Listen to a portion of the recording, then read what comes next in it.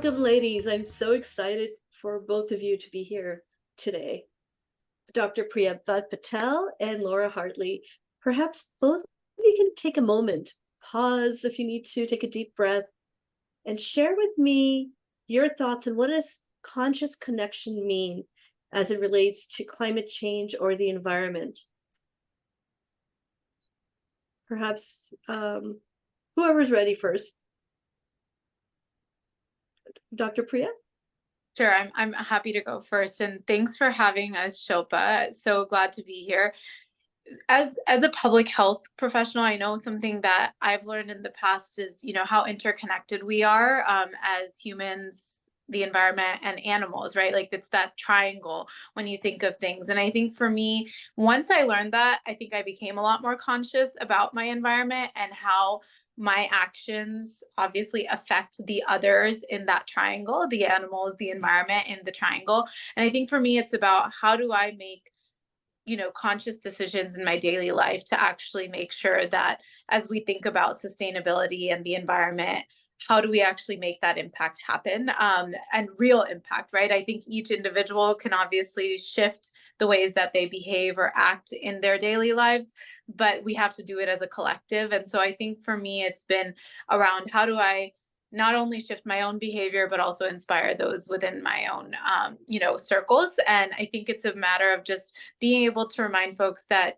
every day, the things that we do, whether it's throwing away the trash or composting or, actually taking your own bags to the grocery store and really making a decision, or produce bags, for instance, just making that small shift can do so much to reduce the impact that we have as humans generated on this planet. And so I think it's really just being mindful of all of the different things that make up part of your day, and how that might be contributing to climate change in general. And so I think I would say that would be what I would factor in for my conscious connection. That's I love wonderful. that. Yeah, thank you so much. And Laura, perhaps you can share your thoughts on this topic. Thank you. And thank you for having us on as well. This is such an important conversation for us to be having. And I really like this question of what does it mean to have a conscious connection in this time? Because, I actually think for me, it really means having an awareness practice around what it means to be alive in a time of a rapidly destabilizing and changing world. We are living, in a sense, through the sixth mass extinction. What does that mean for us to actually sit with the feelings that comes up with the grief of a changing world, with the loss of habitat around us, and then what is called to us in this time to be part of its remaking, to be part of what could actually be the creation of a more beautiful, a more just, and a more regenerative world. So I think that conscious connection in my place first comes back to these feelings within of loss, grief, and then what comes out of that. Well, that's just so beautifully put. And that starting with a feeling is something we all can relate to. So that's just so intense for me. So I have a roundtable set of questions. I thought they were appropriate based on our perspective on where each of us plays a role. And Laura, I wanted to start with your role as, and if I understand correctly, Brim, you can give the audience a little bit of, background, but environmental activism, what does that mean? And in terms of that, where do you see our current state globally in terms of the environmental movement?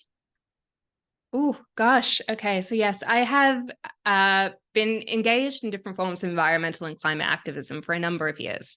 This has started initially with looking at well-being economics and what would it mean to kind of start measuring what matters in our culture, all the way through to kind of nonviolent direct action protest and civil disobedience, and then through to the work that I do today, which is all grounded in the realities and urgencies of climate change, which is helping change makers to figure out what is theirs to do in this time, to help navigate the challenges that we can face.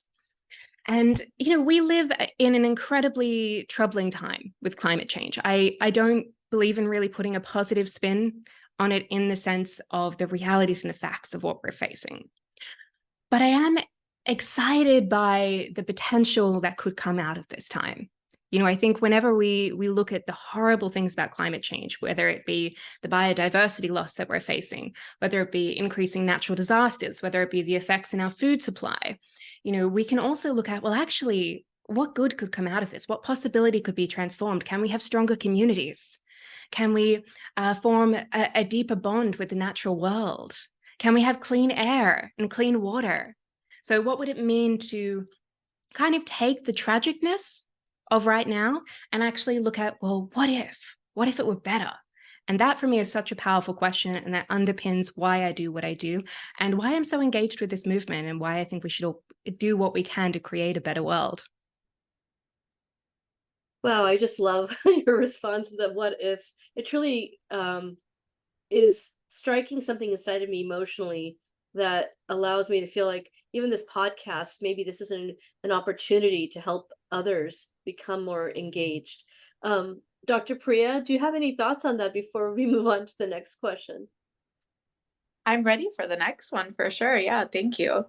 Okay, wonderful. So I was thinking more now in terms of the US and California focus. We hear a lot about grassroots movement and making a big impact, which I absolutely believe in. But could you share an inspiring example of a local community or organization in the US or California or Carlsbad that has tackled what we all perceive as an environmental issue?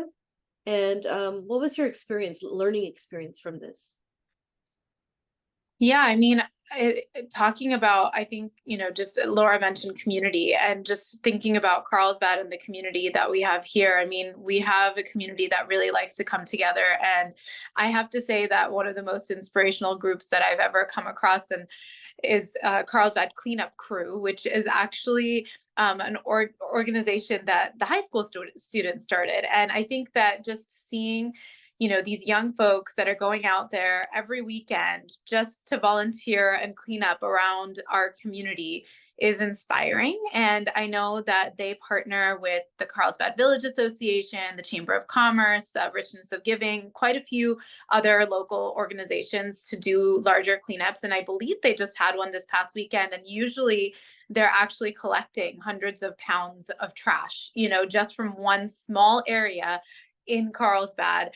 And I think that if we were doing that all across just even our city, we would see how much we collect on even on a daily basis. And I think that for me, just seeing that we have such impact from a small group of students that started this off and then grew and grew into a movement of other people joining them here and there, I can see what a positive impact it's had on our community. And I think just for other individuals that might have joined them, being more mindful of and walking around and seeing, okay, well, that's not supposed to be there, let me go throw it away, or that's not supposed to be there, let me go recycle it. And I think people are starting to see more of the areas that they can actually maybe step up and be a part of that change as well. I find that I would say movement so effective because my husband, he loves to go to beach walks at Carlsbad Beach almost daily. And there was this one time he went down one of the cliffs and he just wanted a vantage point to sit and take in the environment. And he noticed a lot of litter. So he collected as much as he could carry in his hand. And this woman came running out of her balcony going, "What are you doing?" And she saw the trash in his hand. And she's like, "Oh, you sweet man. Thank you for doing that." But sometimes it takes each of us to just even be aware and conscious of that.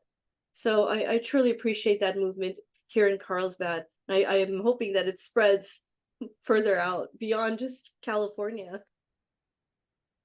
So the third question I have goes back to more global perspective, Laura. And a lot of these issues, we probably all are in agreement, are these environmental issues transcend borders. It's not like your air is different than my air, which I think some people may believe.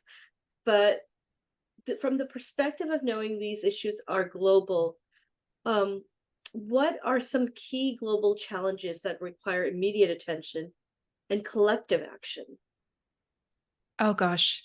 So I love this question, right? And it's also such a big question. Like there's so many spaces to answer this.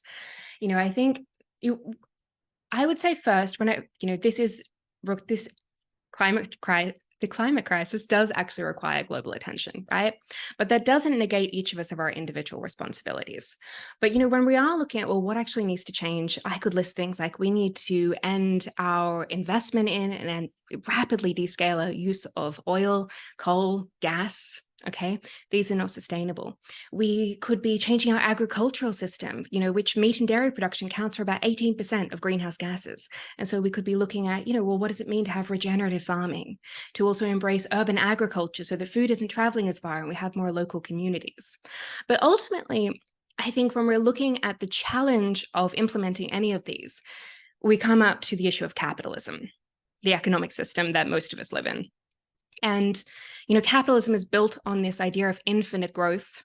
It's all like the idea if the economy isn't growing, that it's collapsing and that, it's this kind of terrible thing. It's also built on scarcity. It requires scarcity to drive infinite growth. It really can't exist without that. And these kind of principles are really what are underpinning the climate crisis. Because if we live in a culture that needs constant growth year on year on year without end, for it to always be exponential, when we are baking scarcity into a system, then that makes sense that it's leading to the climate crisis. Now, what can be done about capitalism? This is a fascinating question for me, and this is something I think each of us can actually get more engaged with.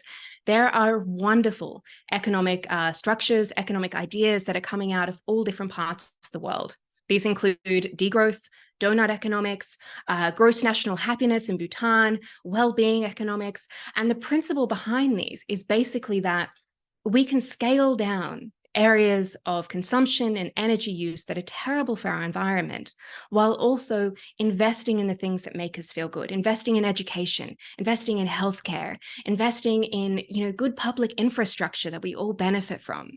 And so degrowth is kind of the opposite of a recession in the sense that things are coming down where maybe have less of an emphasis on GDP, but we are ultimately factoring in what feels good for each of us. Now, this might sound like it's up to the politicians or the activists or the economists, but I truly believe each of us can actually learn more about this. Each of us can get involved with our local communities, our local councils, with local businesses, and start to reimagine, well, what would it mean to kind of shape the way that we live and the way that we spend and the way that we use our dollars? And that would have a big interest or a big influence in kind of reshaping the world. So it sounds like we as a collective on a micro level can make an impact. Absolutely. I really loved your question before about community, because I do think community is where it comes back to. There's a quote by Rob Hopkins that I love where he says, if we wait for government, it will be too little, too late. If we work as individuals, it won't be enough. But maybe if we work as communities, it will be just enough, just in time. And so this idea of coming back to who are the people that I spend my money with? Who are the people that live nearby me? Who are the people who are engaged in my faith group, in my community group, in my workplace? How are we being together? Have we had these conversations? What is it that really matters to us? What do we need to have a better living standard in our particular community? And how can we start to invest in each other and support each other? That's a really powerful place to be. And Dr. Priya, I know that you've been involved in our community, and perhaps you have a lens on how much effort we've already made and what can we do moving forward, because it does sound like each of us on a micro level can make a shift, as you had said in the very beginning.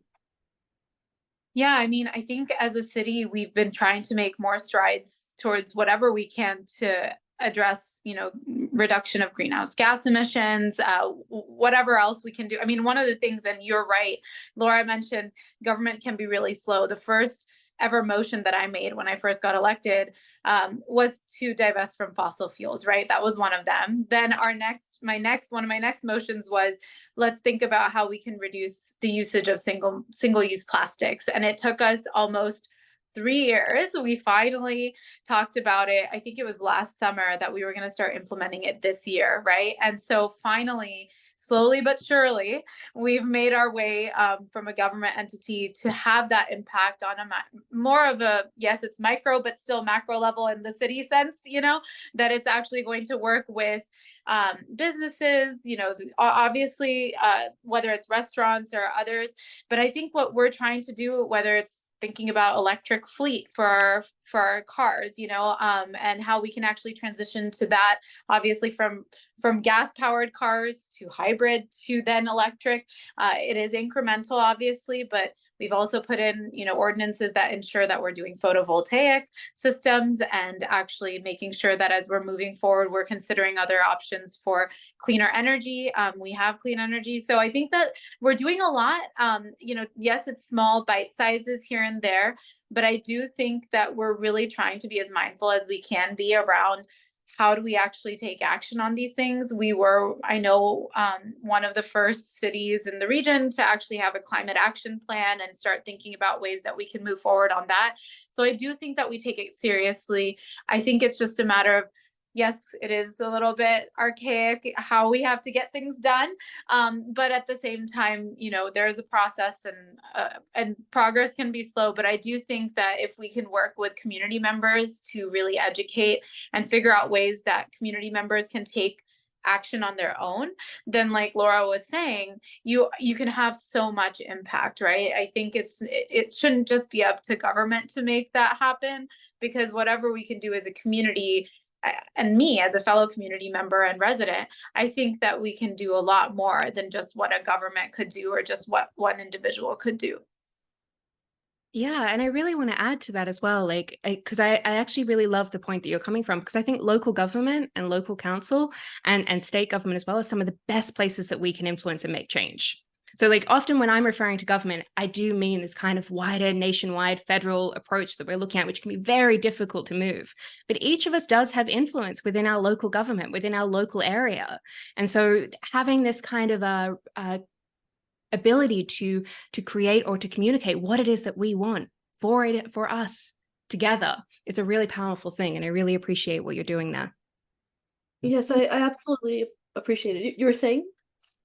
No, I was just thanking Laura. Yeah, no, thank you. And I think that definitely, I think local government is where you can make the most impact, regardless of whether I am on council or not. I truly believe that local government is where so much of the impact happens. And though it can also be slow moving, I do think you can actually see changes happening versus, definitely at a larger level, it takes a lot longer to actually see those implemented. And do we have this might be a naive question, but do we have access to data on how such micro efforts are occurring on other cities, and are they emulating same models based on success? Oh gosh, I don't know if I know the answer to that question personally, but Laura, I don't know if you're aware if there's something out there, a tool that's monitoring that at all. No, I'm not aware of any particular data or monitoring on that. And yet I will speak more from a kind of experience level. This kind is that absolutely, where do you have the most influence, right?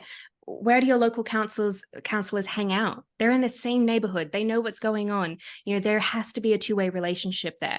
And so there's always this ability to create more change at a hyper localized level when you have a sense of community, you have a sense of connection, you have a sense of shared common interest and very often shared common values that you can work with. And so from a personal level, I think it's powerful, but I'm not aware of any data. That's fine. I just, the geek in me came out and thinking, oh, we can maybe all kind of share knowledge around this. Now, Laura, when I'd spoken to you in the previous podcast, you had talked about some issues being on more of a systemic level, and I mean, perhaps that concept is not even fully clear in my mind. Perhaps you can share what that means, and is it relevant to this conversation and knowing what that impact is? Yeah, absolutely. I mean, look, climate change is a system problem. It's not coming from one particular thing. It's not this clear linear path that we can trace back and say, a little bit like with the Montreal Convention, where it was around the hole in the ozone layer, where you kind of clearly trace it back to like a particular source that could be banned, great, problem kind of solved. Climate change isn't like that. There are so many factors leading into climate change. And this is why what we mean by system problem. And a lot of the time, the narrative that we have been fed to date around climate change has focused on individual solutions. That you just need to reduce your individual carbon footprint. You just need to, catch the public transport a bit more and cycle more and recycle and stop using plastic. And like all of a sudden, everything will be fine. And the reality is that's nowhere near enough. It's not. We need rapid descaling of our use of fossil fuels. We need to change our entire agricultural system. We even need to look at our use of technology, which is incredibly water dependent, and water is becoming an increasingly scarce resource in the years to come. But because the problem is so big, and just because the solutions don't lie just with individuals, that doesn't mean that there's nothing that we can do. It means that, one, we do need to honor those individual contributions that we can make, right? Where we can use less coffee cups and less plastic bags, we absolutely should. Where we can cycle more, we definitely should. These things are great for us, not just like from an external level, but on an internal level. We feel good doing them. But we also need to kind of learn to work collectively. And this is where the element of community comes in that we were talking about. We need to know how to organize. We need to be able to look at, well, where's the energy coming from in our community? Where's our money going? Do we need more cycle lanes? Do we feel safe to cycle here?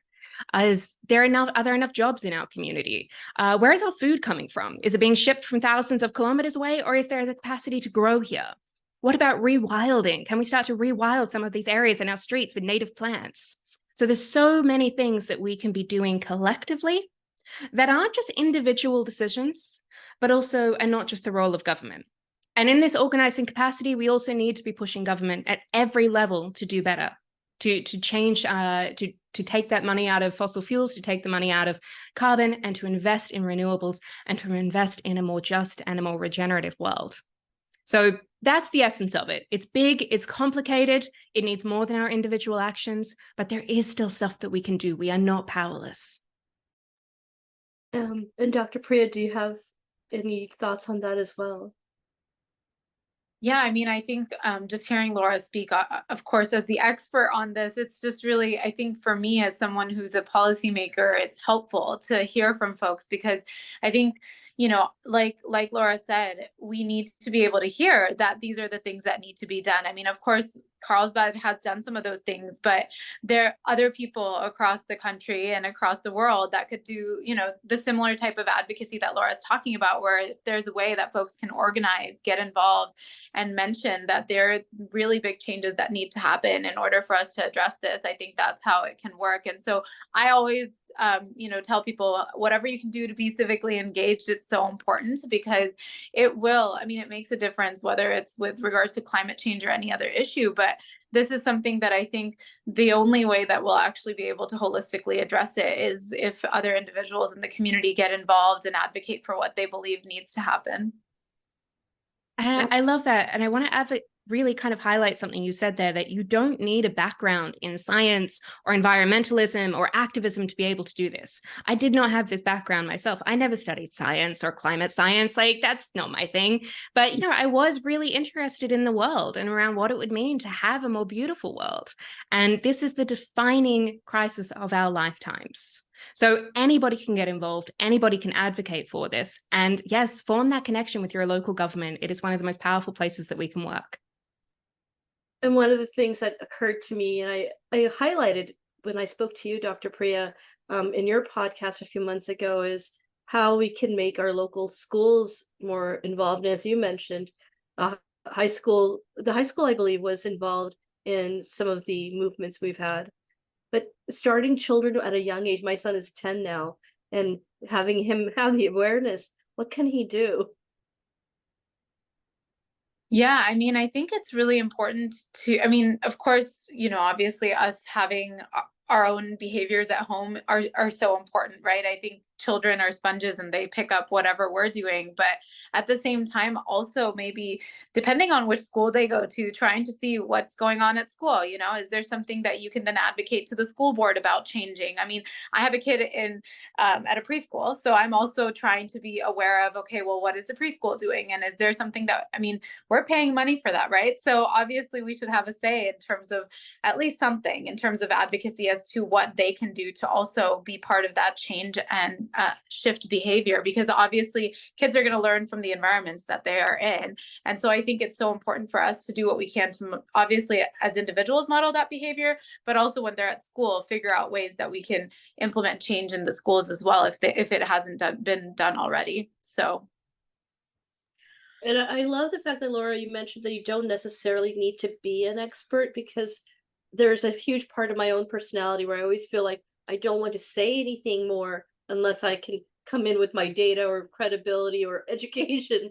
But we all feel, at least I feel, that most of us have this vested desire to have an environment that's healthy, and having the sentient beings being in a healthy place, and also a better future for our children. Yeah, absolutely. We all do. That's the thing. And I think one of the things that I'm most excited about with climate solutions, is that it's not some grim, horrible future that has to be ahead of us. These things are actually great. They're things most of us would want, like cleaner air, like better public transport, more bike lanes, healthier, fresher food. There's just so many good things that come out of climate solutions.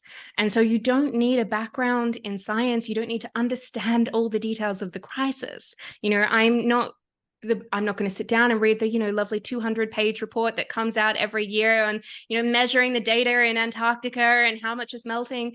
But you can know that there are problems going on, and then ask the question of what could I do? What am I passionate about?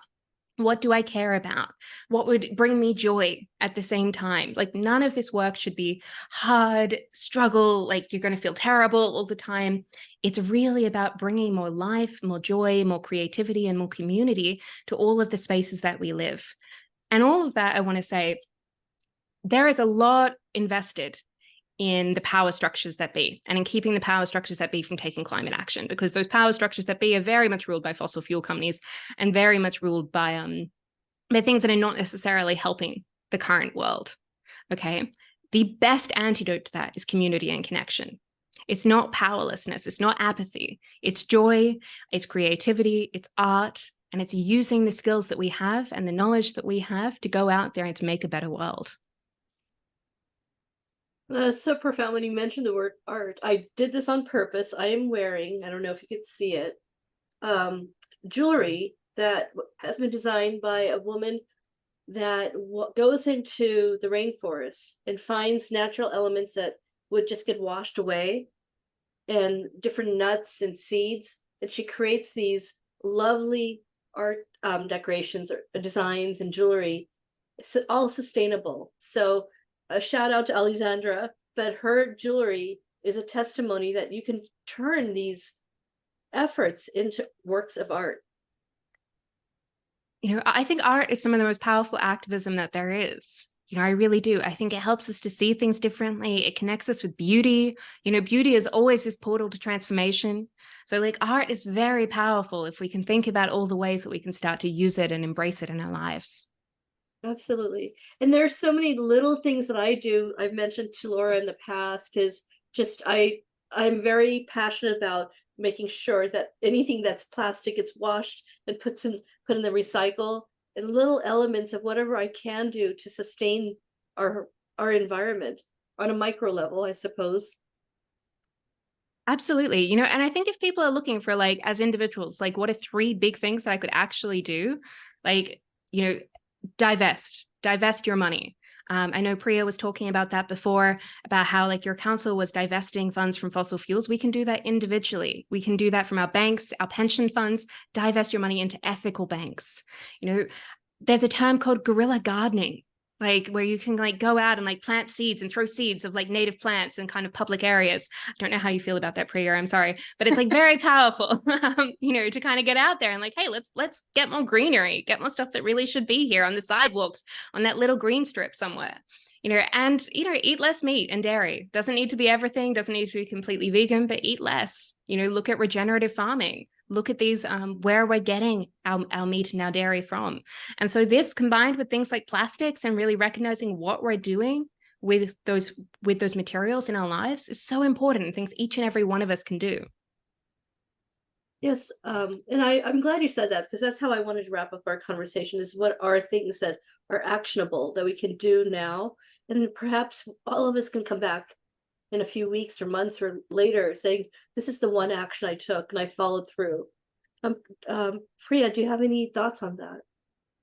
Yeah, I mean, start to get to know who your local electeds are. I think that's really important, especially if we're talking about bringing community together. Maybe figure out what is that one thing that I feel like I can actually change and I'd be excited about. Going back to Laura's point, you have to be excited about wanting to make that change happen, because just having that intrinsic motivation around wanting to make that change will make it so much more enjoyable. But at the same time, once you've actually achieved the outcome, it'll be something that, the entire community, I feel like, can get behind. So getting to know your local elected officials is really important, and maybe even setting up time to chat with them and say, hey, what are we doing to actually, impact some sort of climate change efforts here, specifically within our community.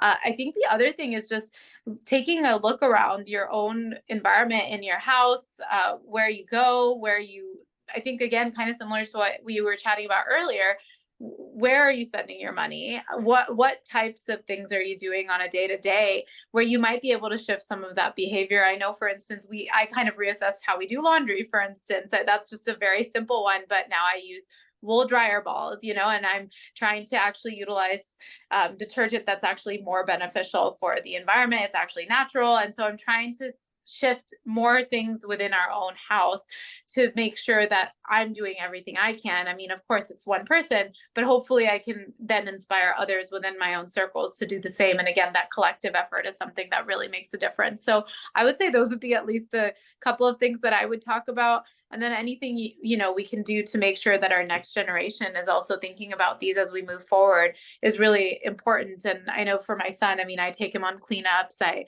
try to explain to him why we have wool dryer balls, for instance, so I'm trying to explain what it means. I mean, he's 2, but hopefully it allows for him to be able to really understand and be critically aware of all of the things in his environment and make better decisions as he grows up and is a full-blown adult and making some of those decisions too. So what I was saying was that where I purchase a lot of my cleaning products is through an online environmentally conscious company. I've been doing that for a couple of years. And so the way they pack their items and the way they take that money that I give them, they donate some of that towards the environment. There are so many ways to do that, meaning like even like my annual Christmas cards have been coming from a company that plant a tree and everything is recycled. That's beautiful. And that's the thing, like there are great companies out there doing this that are very often small businesses as well that, we love to support. So wherever you can find these like wonderful alternatives that are there, like we absolutely should be. Well, thank you, both of you. I will be reaching out to local representatives. Maybe I could even have them on the podcast. I have some wild ideas of what I'd like to do. And I know that some of those efforts are feasible if I can have the right knowledge. And I think a lot of us, maybe we just don't have the right knowledge to do what we think might be kind of too wild for our local environment. Here's the thing, in this time, there is no thinking small. There is no benefit in thinking small in this time. The bigger that we can dream, the deeper questions that we can ask, the more we can assess what really matters to us and what makes us happy, the better this planet will be. And so this is urgent and necessary and beautiful opportunities that we have through this time. Absolutely. Any parting thoughts from either of you? And I hope both of you would love to come back for a follow-up. of course. Absolutely, anytime. Thank you so much. So I hope both of you have a wonderful day. We will continue making effort on every level we can. And I appreciate your time. Thank you so much. Thank you. Thank you.